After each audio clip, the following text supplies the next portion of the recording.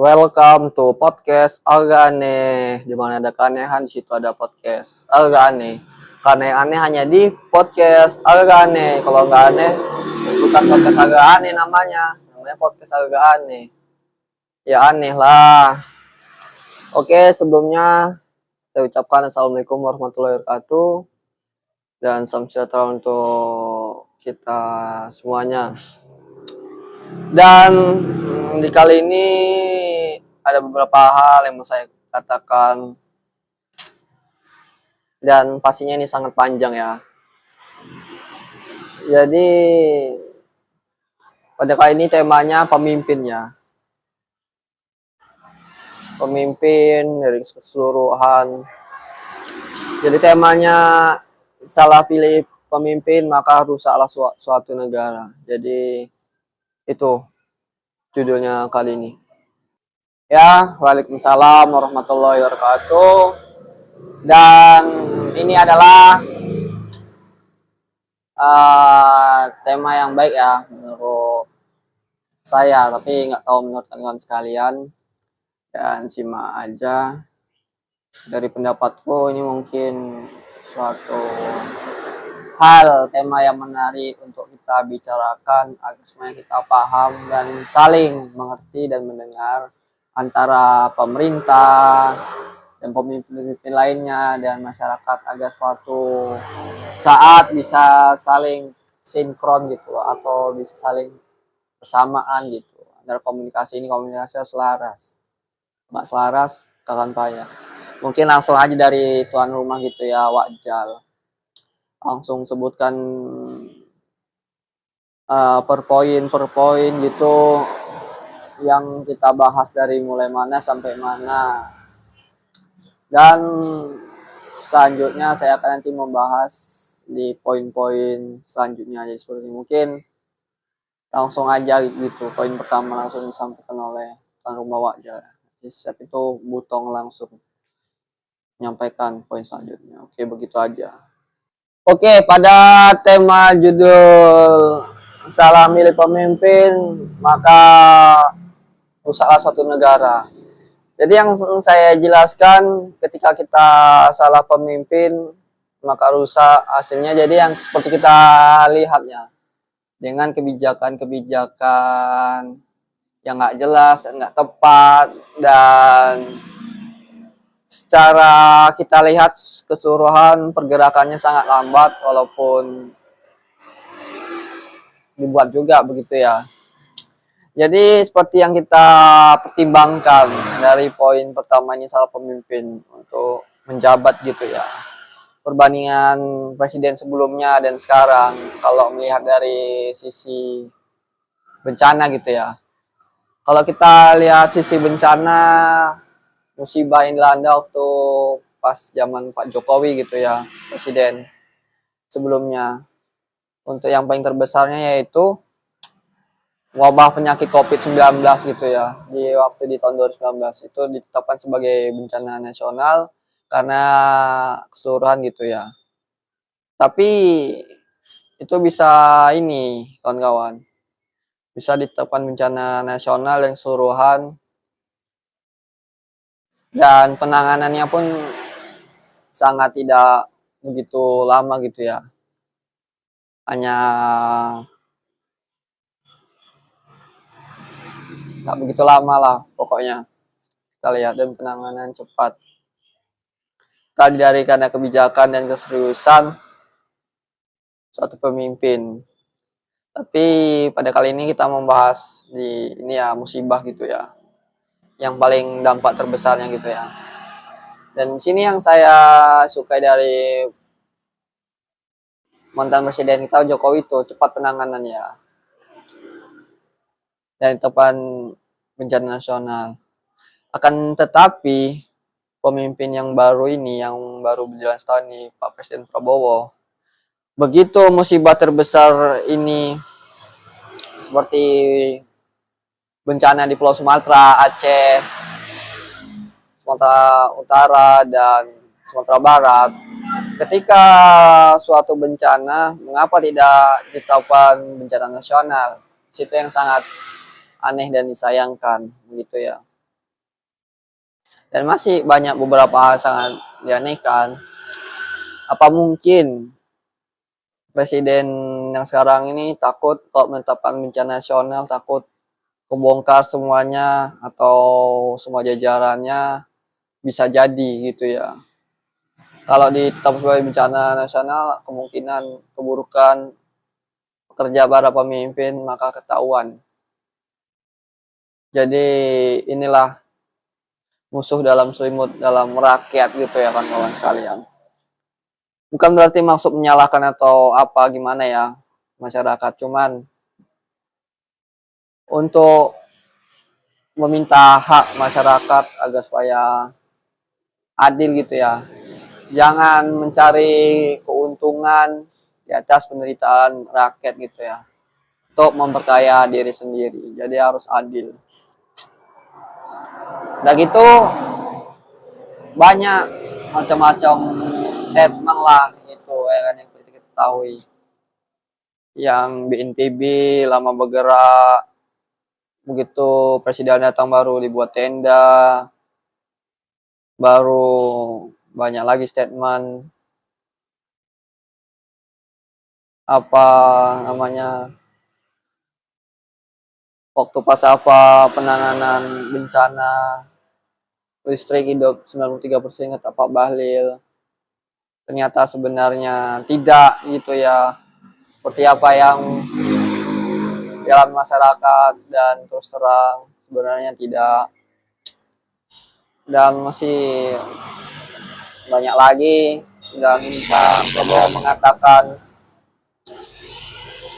bencana ini belum siap. Masa bilang mau buka lahan sawit lagi di Papua, sangat miris gitu ya. Dan kinerja Pak Bahlil bagus, dipuji waktu pas Golkar kemarin ya, acara Golkar.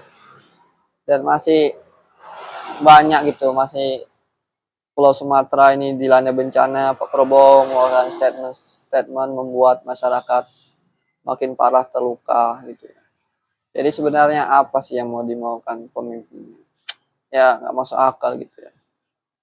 Mereka merusak, tapi mereka tidak mau mengakuinya gitu loh. Padahal mereka sudah mengambil keuntungan dari pulau-pulau lain gitu ya. Dari pulau lain untuk kepentingannya dia, masyarakat banyak yang meninggal di suatu daerah itu dan dianggap kayak biasa-biasa kayak nyawa itu nggak ada harganya kan kawan.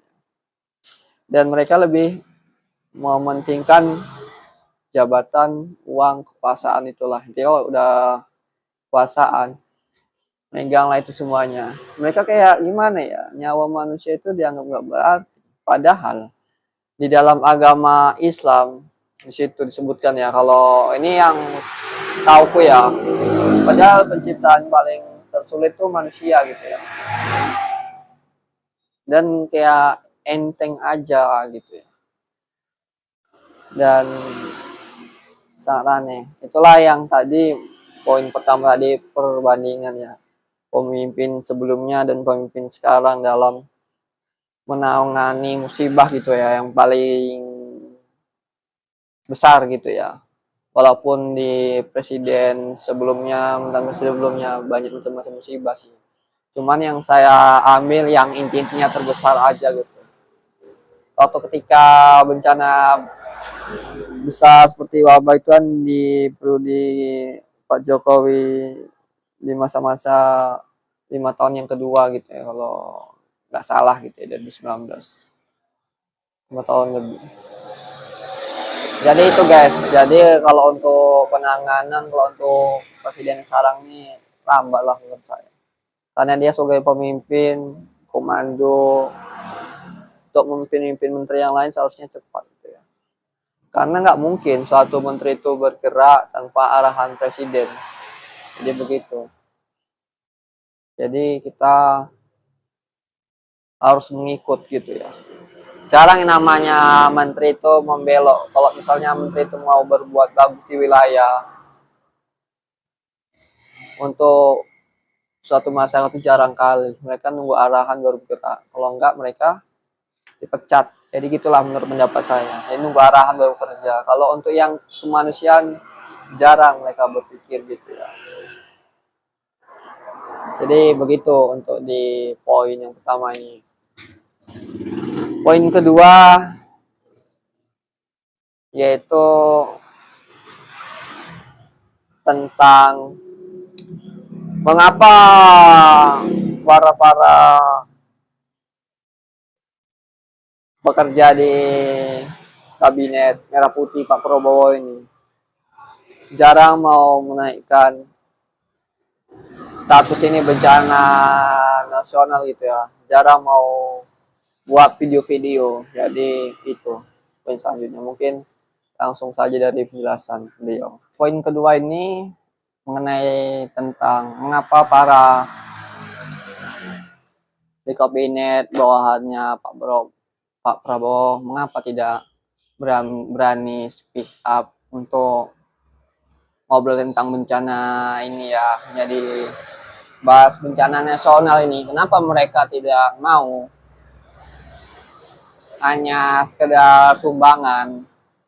Kalau untuk dari sisi sumbangan, oke lah, bagus. Tapi dari sisi lainnya menurut pendapat saya, apakah mereka takut jabatan lepas sehingga tidak berani menyuarakan kemanusiaan atau gimana? Kadang kita gini, kawan-kawan sekalian, cepat atau lambat manusia ini akan meninggal juga, kawan.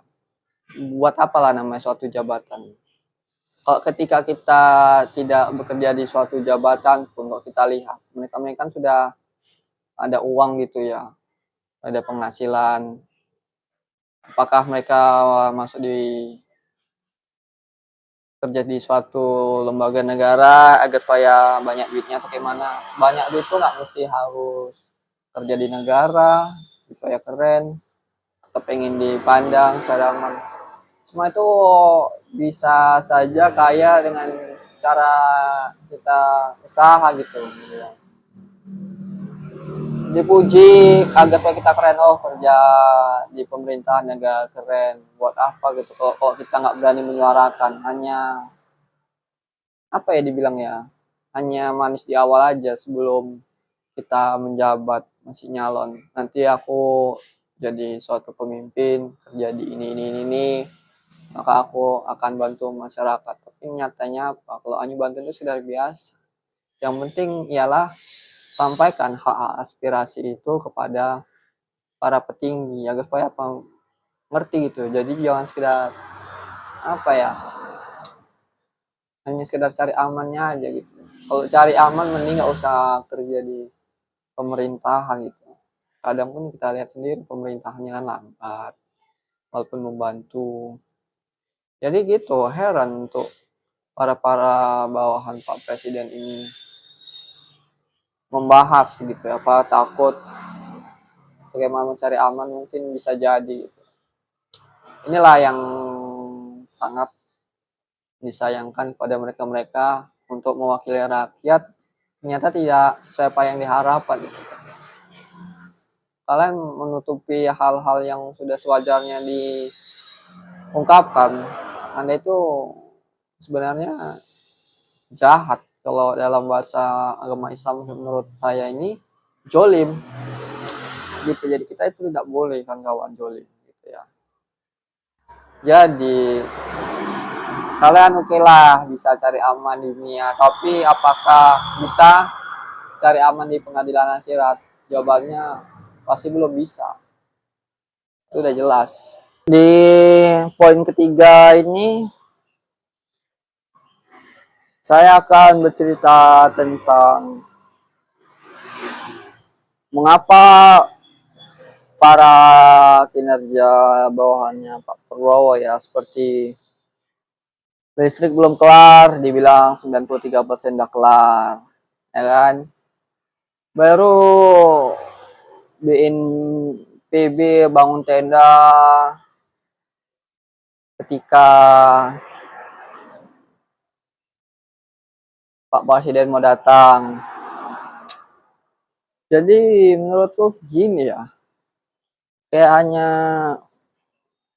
pencitraan gitu menurut pendapat pribadi, dan banyak orang udah bahas ini ya. Apa mungkin setelah itu listrik itu akan menyala terus-terusan? Jawabannya belum tentu, kawannya. Karena masih wilayah yang kondisi yang rusak, listrik itu pasti belum stabil gitu ya. Kalau untuk listrik pusat ya gitu ya, PLN. Kalaupun bagus, itu kita tidak bisa menjamin lama atau tidaknya. Dan mungkin bisa aja yang di daerah yang dijangkau. Kalau yang belum dijangkau, apakah mungkin? Jawabannya pasti tidak. Karena mereka tidak mau lelah gitu ya. Agar mereka hanya untung dari bas listrik 93% hidup ya, kata Pak Balil ya. Ini ya sangat aneh gitu ya. Dan kalau misalnya ada salah kata mohon diralat ya. Seperti yang dikatakan beliau ESDM dan BNPB bangun tenda pesapaya sangat disayangkan. Ini rasa kemanusiaannya ini di mana gitu.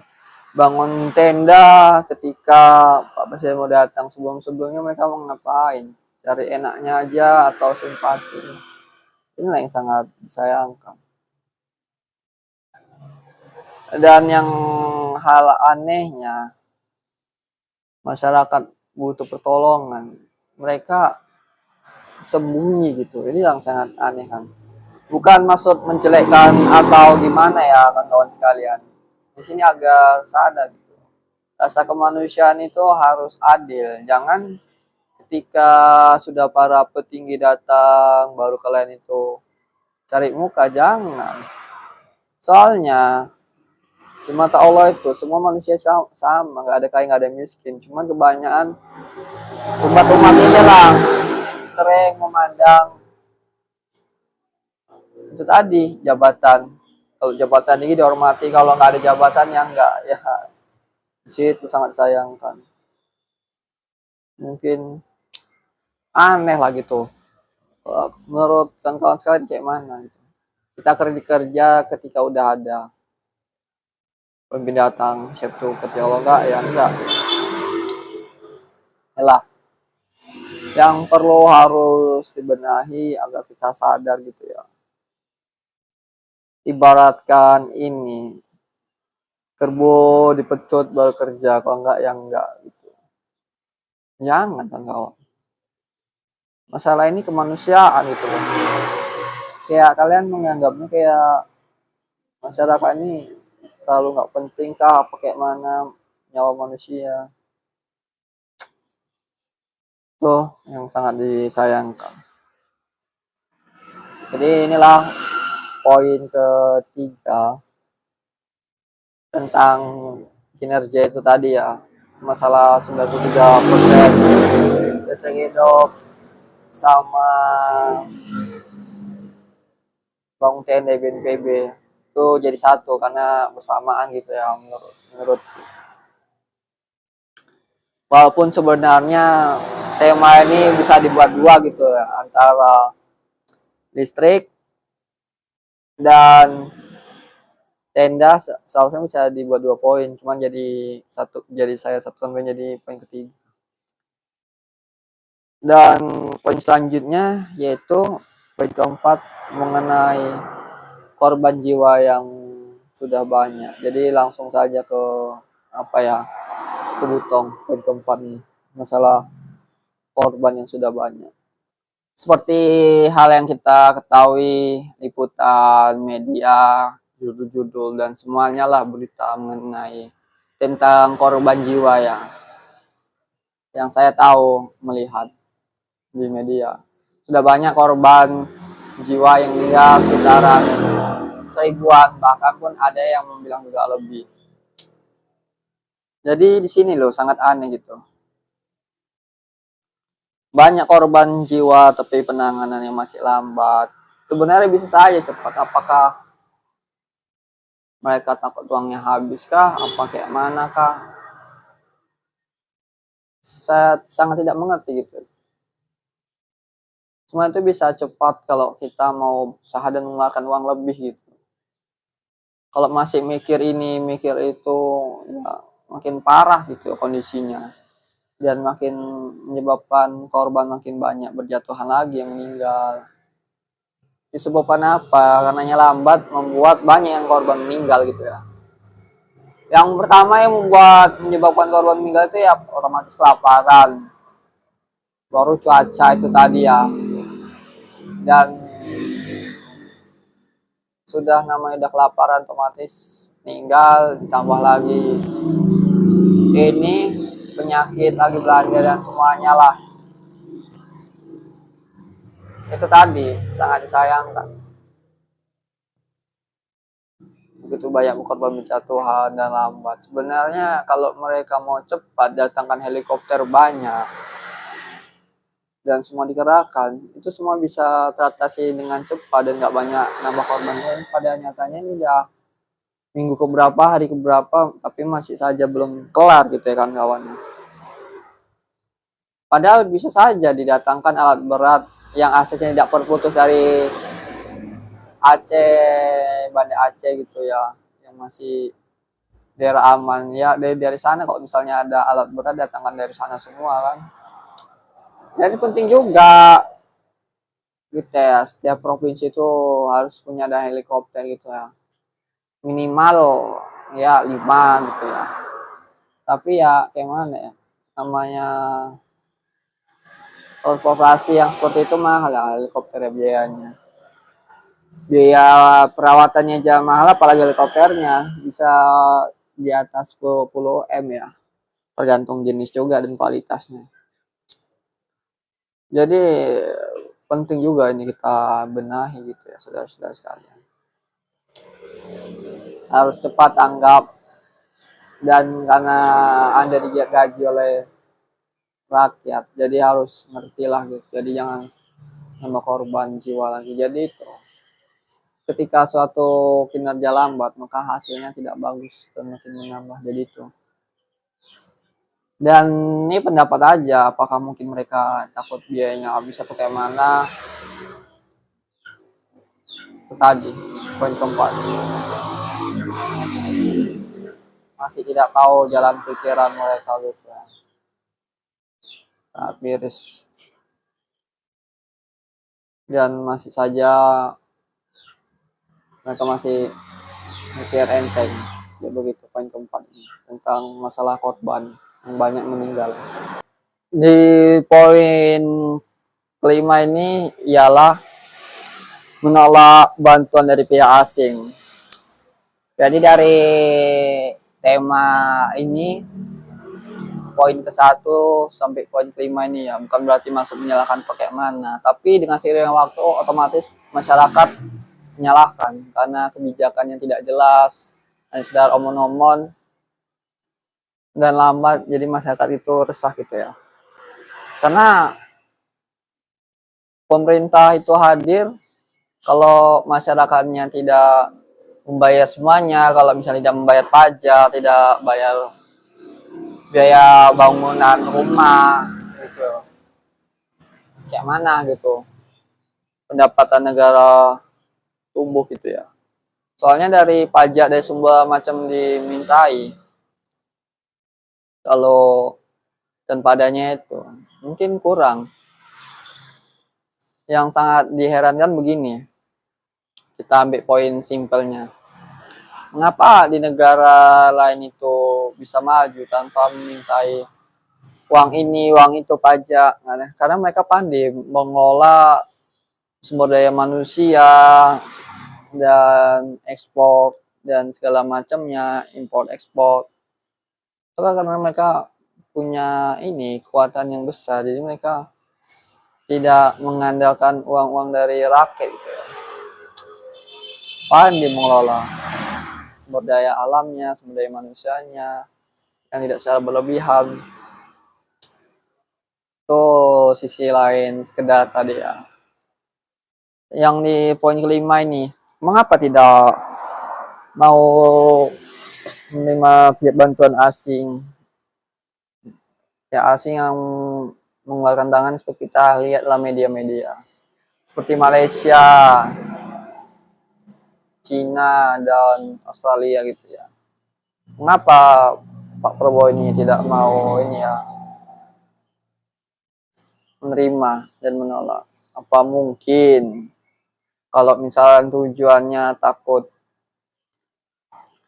ada timbal baliknya sih tidak masalah. Akan tetapi kalau misalnya gitu dipercepat gitu ya. Kalau misalnya kan sanggup, ya udah laksanakan gitu loh. Dan dilaksanakan agar tidak menderita gitu loh. Dan mungkin walaupun menolak bisa aja jadi sudah ada yang membantu melalui dari jalur mana gitu kan. Tidak tahu gitu. Ya itu tadi yang sangat disayangkan. Kalau misalnya tujuan takut kayak masa kelam, minta timbal balik atau segala macam ya oke, malah lebih percepat gitu ya. Kalau bisa jadi permainan, kita tidak tahu. Dan walaupun waktu kita lihat kejadian dulu ya, waktu pas tsunami Aceh yang masa kelam 2004 itu. Itu pihak asing masuk dan membantu. Walaupun apa ya bertonton juga pulih untuk kembali semula. Kalau seperti ini kalau tidak pihak asing lama gitu pemulihannya. Dan harus dijelaskan mengapa mau bantu ada timbal balik enggak itu harus disampaikan ke publik gitu. Terus saya tahu gitu. Sebenarnya niat mereka ini tujuannya tulus baik atau ada maunya yang kami datang. Kalau misalnya mengharap timbal balik ya kalau dari si kelasnya itu ya nggak masalah gitu. Kita misalnya membantu nih tapi dengan kayak cara mereka ikhlas juga ya nggak masalah. Kalau misalnya yang timbal baliknya yang ngerinya begini kan kawan, minta kembalian yang hal sama dan serupa harganya itu yang sangat dibebankan suatu negara gitu ya kan kawan. Jadi tunggu saya kalau bisa membalas. Kalau mereka membantu pasti semau mereka sehabis-habisannya menurut sepantasnya mereka dan kita tidak tahu ya. Termasuk kerusakan besar, bantuannya besar gitu ya. Ya apakah tidak mau menerima bantuan, apakah takut reputasinya rusak kah atau kayak mana? Saya tidak tahu. Kalau mau jadi bangsa yang kuat mandiri, ya kita harus tunjukkan itu sebagai pemimpin harus cepat gitu ya Pak ya. Padahal negara kita ini negara yang besar, sumber daya yang alam besar, melambat penanganannya. Ini yang tidak masuk akal ya.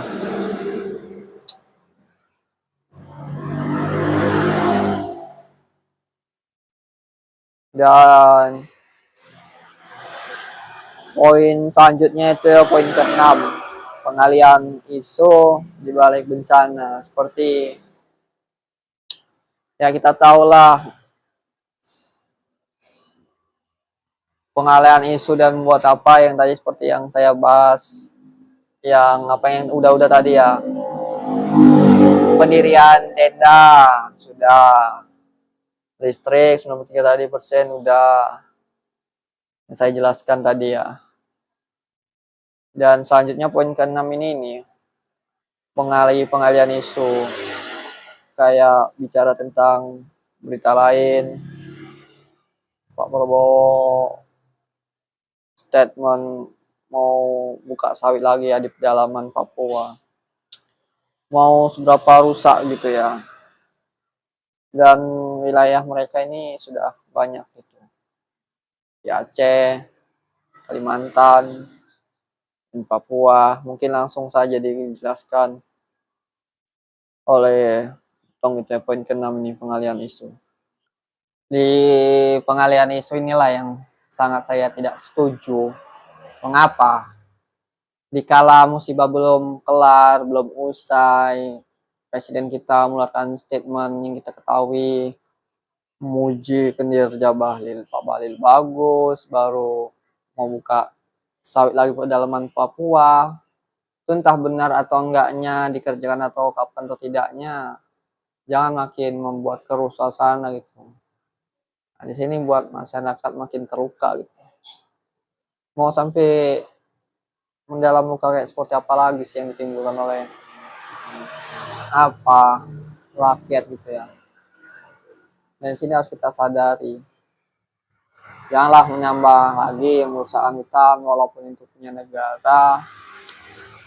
Tapi kan yang kita ketahui, padahal bisa namanya apa oksigen itu bisa dijual. Tuh ada itu kalau kita cari di blog internet, penjualan karbon namanya. Ya menjual karbon, Indonesia menjual ke beberapa luar negeri yang mau menerima, dan itulah dibayarkan oleh ke negara gitu, supaya alamnya itu dijaga, tidak boleh dirusak. Apabila dirusak maka konsekuensinya pun ada. Jadi begitu. Jadi kita sangat fatal kerusakan ini ya. Jadi begitu kawan-kawan sekalian. Menambahkan sedikit, bahwasannya pengalihan isu ini sangat tidak baik. Yang dimana mengapa tidak baik? Karena kalau masih situasinya makin parah, kalau dibilang pengalihan isu ini ya, dibilang yang inilah cukup baik lah, apa segala macam lah, buat berita lain kah. Ini yang sangat tidak wajar, tidak masuk akal untuk menutupin dan tidak membahas itu lagi. Pada dasarnya tidak bisa gitu ya Pak ya. Walaupun ceritanya kalau belum selesai, pengalihan isu pun tidak bisa diikutin gitu ya. Mungkin yang bajar-bajar aja mungkin yang ikut berdasarkan karena suruhan atau kayak mana. Tapi masyarakat udah tidak terpengaruh lagi Pak di era sekarang. Pengalihan isu cukup yang lama-lama aja gitu ya. Jadi masyarakat sekarang sudah pintar gitu ya Pak ya. Dan itu ada penambahannya gitu ya. Pengalihan isu itu tujuannya hanya untuk biar tidak membahas kejadian itu. Jadi itu intinya. Poin ketujuh ini ialah sedikit menjelaskan, yaitu tidak perlu dinaikkan status bencana nasional karena sudah cukup baik. Jadi gini, cukup baik dengan gimana Pak? Bapak ini melihat yang sudah diberesin aja. Coba Bapak lihat keseluruhan Pak semua. Jangan tengok sekedar septo piki tak kemana lagi gitu Pak ya. Ini cuma asumsi pendapat, apakah mungkin Bapak melihat situasi sambil melihat apa namanya perusahaan Bapak, sambil lihat lingkungan, cek kayak mana kondisinya, pakai mana. Masa datang udah beberapa kali masih kayak gitu aja Pak. Nggak masuk akal Pak. Itulah yang sangat disayangkan. Dan inilah sangat tidak ada rasa kemanusiaan ketika masalah belum kelar, bencana dibilang sudah cukup membaik. Oke lah tidak dinaikkan berita nasional, cuman kata-katanya itu sudah cukup membaik. Itu sangat menyayat hati masyarakat yang tertimpa bencana. Sehingga terus menerus yang kita lihat bendera pun dikibarkan. Urusan begini bisa saja pecah belah dan rusak Pak. Jangan cari keuntungan wilayah Pulau Sumatera rusak, provinsi yang rendah terkena bencana rusak dan pakai keuntungan, dan biarkan gitu aja, hanya sekedar aja. Jadi aneh loh Pak. Cobalah Pak dengan tegas Pak, sebagai pemimpin itu jangan gampang terpengaruh cakapan menteri-menteri yang kurang bagus kinerjanya. Sayangnya rakyat cuman mengkritik aja gitu Pak, kritik. Jadi itulah yang sangat disayangkan. Situasi belum pulih dibilang cukup baik. Dan ada tambahan bahwasannya Presiden Rusia pun bela-sungkawa atas ini ya, kejadian bencana ini, musibah. Dan kalau misalkan benar di situ mengatakan bahwa di media sudah cukup teratasi dengan baik. Aduh, inilah sangat pembohongan.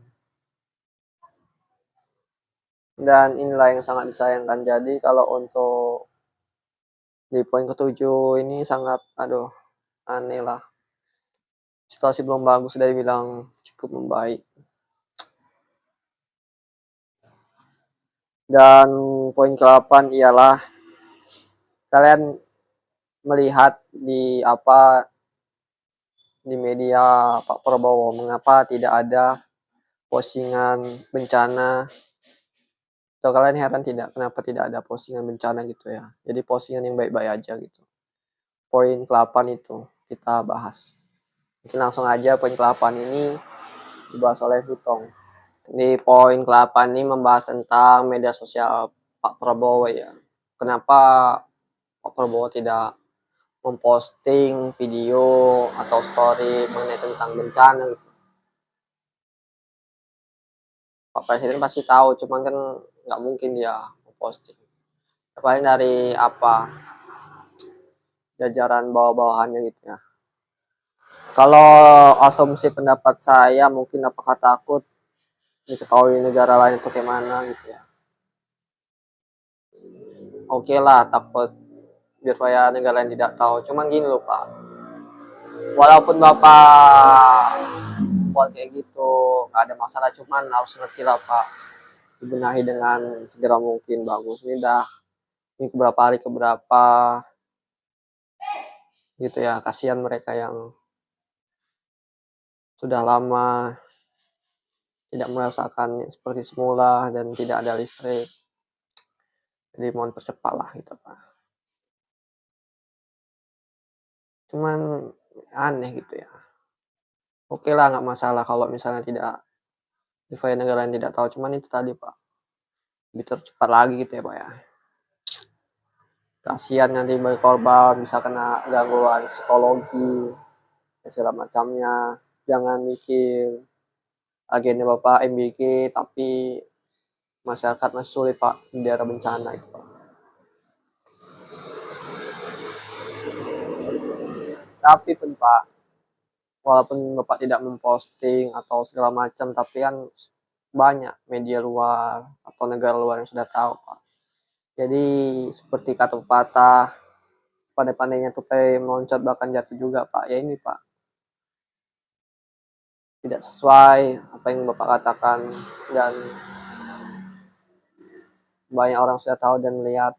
Bapak kalau statementnya kalau untuk tentang usaha memang betul dilakukan, tapi kalau untuk perbaikan lambat gitu ya Pak ya. Malah banyak lebih cepat influencer masyarakat biasa yang bukan kerja di pemerintahan gitu ya Pak ya. Mungkin ya itu sih Pak. So, untuk di poin 8 ini sangat sayangkan. Itulah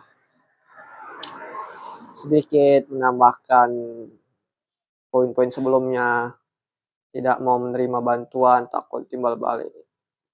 Di satu sisi kan negara kita kan Pak sering minjem gitu, masa membantu apa salahnya sih. Mana situ penting juga perjanjian Pak, dia begitu Pak. Ya buktinya dulu ya nggak terlalu parah-parah, aman-aman aja Pak dulu membantu Aceh, bantu pihak luar dan nggak ada konflik sana sini. Kalau ada pun hanya seberapa besar sih Pak. Nah kalau kayak gini terus-terusan Pak makin mengerikan Pak situasi Pak. Itulah Pak. Mohon Pak dipercepat Pak, kasihan Pak mereka Pak. Di poin ke-9 ini poinnya ialah bercerita tentang yang sudah dibicarakan ya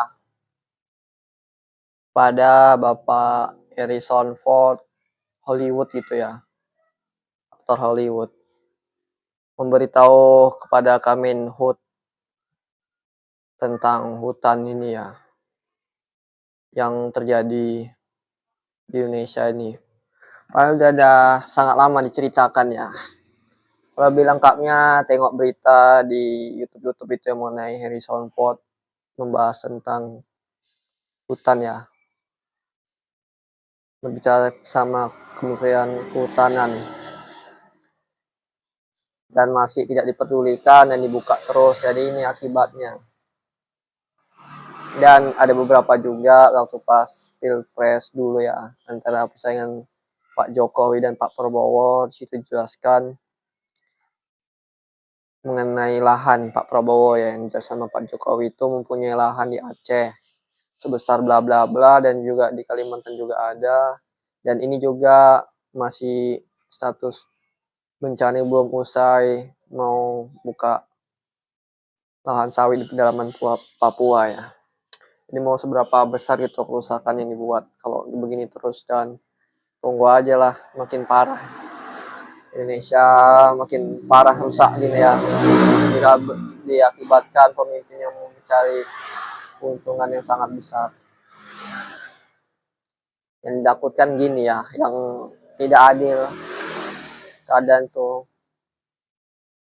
ketika rakyat bersuara, rakyat dibungkam, yang tidak punya kekuatan, malah yang rusak Indonesia malah enak gitu ya. Jadi di sini tidak keadilan ketika masyarakat bersuara untuk membuat Indonesia maju, mengkritik pemerintahan supaya bagus, tidak melakukan hal seperti ini, malah kadang dibungkam, ditindas, diintimidasi. Ini sangat berlaku bodoh gitu loh. Hanya untuk menutupi keburukan. Kok namanya perlakuan buruk ya dihukum, Pak. Masa yang misalnya masyarakat ini mengkritik masa dihukum, kan nggak masuk akal, Pak. Ini negara demokrasi, Pak. Jangan sekedar jadi pemimpin suka-suka hatinya berbuat apa demi kepentingan sendiri, nggak baik, Pak. Pikirlah, Pak, jangan kita jadi pemimpin itu suka hatinya, jabatan itu kita pakai semau maunya gitu ya. Jadi itu sudah dijelaskan kan kawan, yang sebelum-sebelumnya gitu ya, dari Pak Jokowi, dari Harrison Ford atau Hollywood itu. Jadi inilah dampaknya, dan diabaikan yang mereka yang penting cuan cuan cuan. Kalau tidak bisa dikendalikan dengan baik, ya ini hasilnya. Dan lebih mementingkan sawit untuk bisnis cepat itu ya kan. Kalau sawitnya bisnis cepat, tapi kerusakannya lebih cepat kawan. Jangan terlalu membela sawit ini. Kalau dari segi bisnis iya, cuman kita lihat, belajarlah ilmu-ilmu hutan. Kalau sawit itu tanamannya monokultur sejenis. Jadi kalau monokultur itu jadinya kayak gitu, dia sejenis, tidak bisa merespon tanah-tanah itu dengan baik ya. Jadi ketika ada air masuk, tidak bisa masuk, jadi kayak hampa gitu ya, tanah-tanah kering karena terlalu banyak nyerap air dan tidak bisa mengkondisikan, dan biologisnya sudah rusak guys. Karena sawit kebanyakan pakai lahan hutan supaya tidak mengeluarkan pengeluaran yang besar. Jarang sawit dipakai lahan yang tidak bagus. Yang diambil lahan hutan karena situ subur. Sudah diambil hutan jadikan sawit dan kembali lagi tidak subur. Inilah dampaknya guys. Sama teorinya gini. Kalau rumah Anda bagus dimasukin orang, pasti Anda tidak suka kan? Ya seperti itu guys. Jadi inilah di poin yang kali ini, mungkin itu aja. Poin selanjutnya itu, kalian apa nggak heran mengapa Pak Prabowo ini gigih terus menjadi presiden dan jadi sampai sekarang ini? Kalian pikiran itu nggak, kawan-kawan sekalian? Itu poin selanjutnya kita bahas. Langsung dari Butong. Di poin 10 ini kita bahas mengenai mengapa Pak Prabowo pengen menjadi presiden dan sampai nyalon sampai 3 kali dan 3 kali berhasil. Duluan waktu pas tidak menjabat kan, masih dulu menteri dan segala macamnya, usaha dia mandek, tidak begitu jalan dengan mulus walaupun jalan gitu ya. Karena itu tadi, kalau namanya kita belum kuat untuk menguasai, pasti mandek. Jadi mengapa waktu pas jadi presiden itu Pak Jokowi, Pak Prabowo kan tuh payah itu dulunya untuk melancarkan aksinya gitu ya. untuk memperkaya. Jadi setelah sekarang udah menjadi, malah buka besar-besaran, lahan habis-habisan sehingga rusak dan mulus. Jadi tuh kalau kita udah berkuasa, maka apapun yang kita inginkan bisa. Mau yang cara nggak bagus pun ya ditabrak aja guys. Jadi itu kalian baru paham sekarang kan? Aku pun baru paham juga mengapa dia mencalon jadi ini hasilnya. Dan sebelumnya pun perizinan sebelum Pak apa ini pun udah rusak udah sebelumnya si presiden sebelumnya. Jadi sangat parah lah, nggak ada jauh bedanya gitu ya.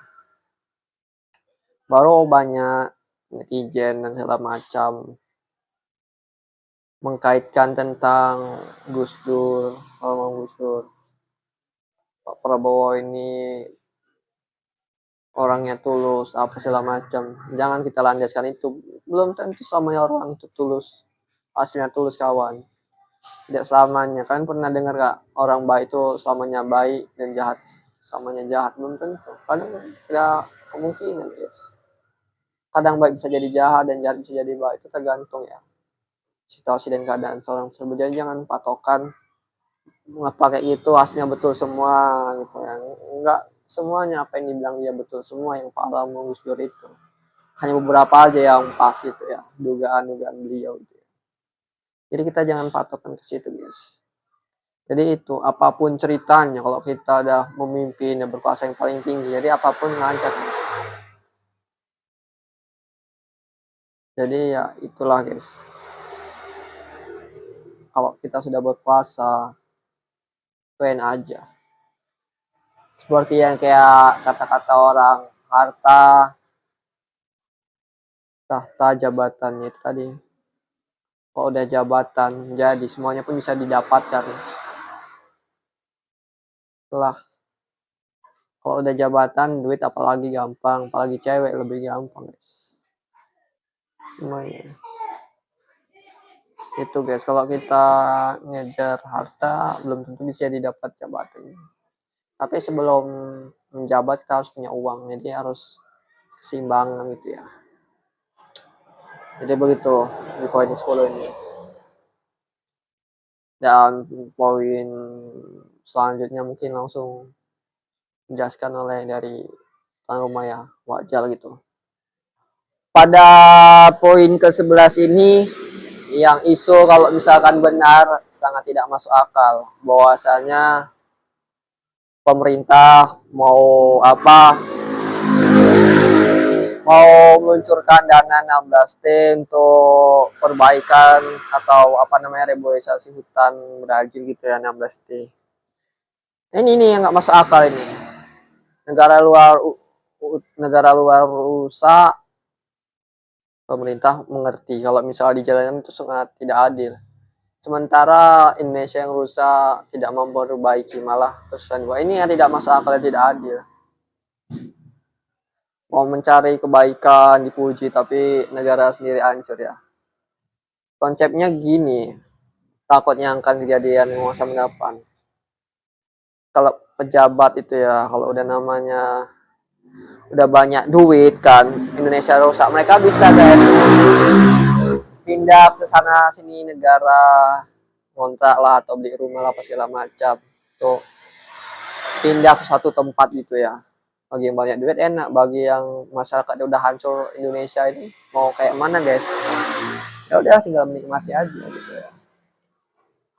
Jadi itu tadi yang poin 11 ini sangat disayangkan. Kalau misalnya terus terjadi menyumbang 16T, sungguh tidak adil guys dan kejam. Sangat dan tidak adil. Kalau itu benar-benar kejadian. Sedangkan Indonesia sendiri masih belum usai kelar. Dan itulah tambah-tambahan dari poin 11.